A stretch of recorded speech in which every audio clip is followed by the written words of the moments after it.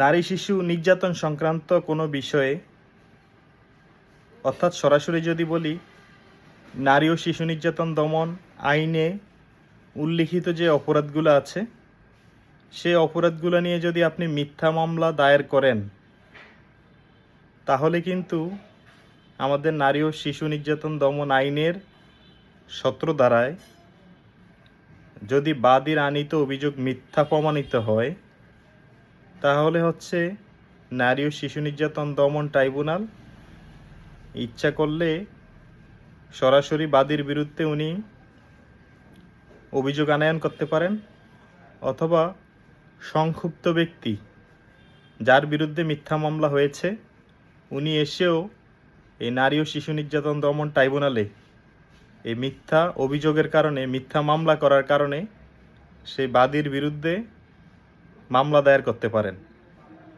যদি সেটা প্রমাণিত হয় যে হ্যাঁ, মিথ্যা মামলা দায়ের করেছেন, আসামি খালাস পেয়েছে, সেই ক্ষেত্রে আপনার এই বাদীর যে মিথ্যা মামলা আনয়ন করেছে তার কিন্তু 7 বছর পর্যন্ত জেল হতে পারে। তাই নারী ও শিশু নির্যাতন দমন আইনে যে অপরাধগুলোর কথা বলা হয়েছে সেগুলো দায়ের করার ক্ষেত্রে সচেতন থাকবেন, সতর্ক থাকবেন, মিথ্যা অভিযোগ দায়ের করা থেকে বিরত থাকবেন। জি, ধন্যবাদ সবাইকে। আসসালামু আলাইকুম।